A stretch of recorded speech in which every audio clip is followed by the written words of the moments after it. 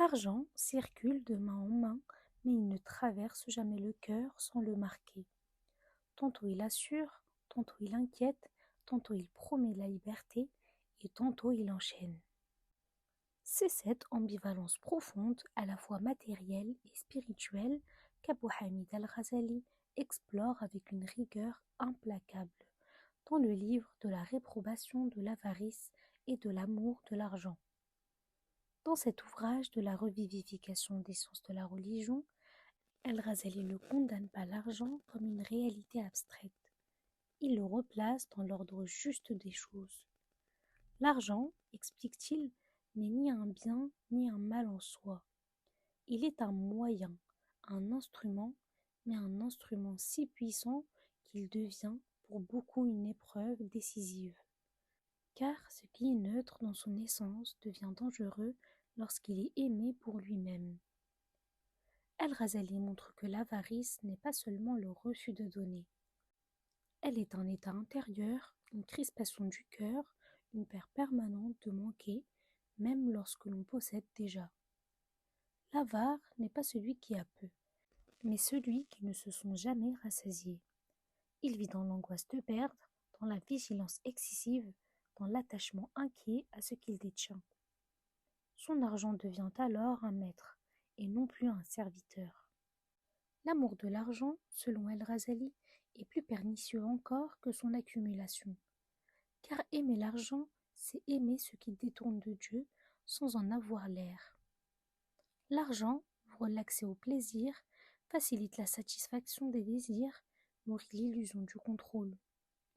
Peu à peu, le cœur se disperse, le souvenir de Dieu s'affaiblit, l'âme s'habitue à se reposer sur des moyens visibles plutôt que sur la confiance en Dieu.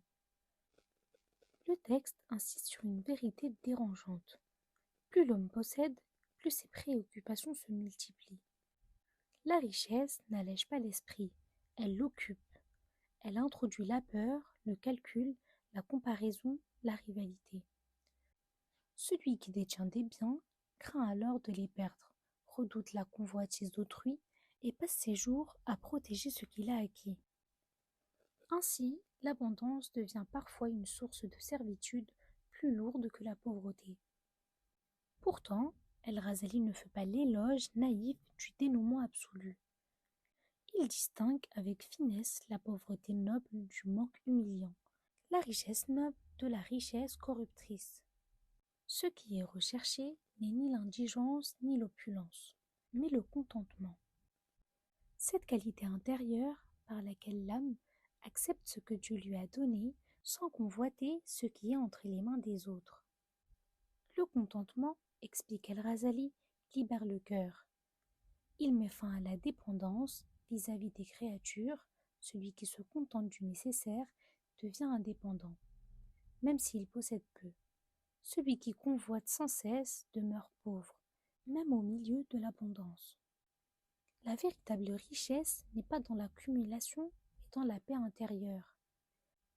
À travers de nombreux récits, paroles prophétiques et enseignements des sages, ce livre montre que l'argent révèle l'état réel du cœur.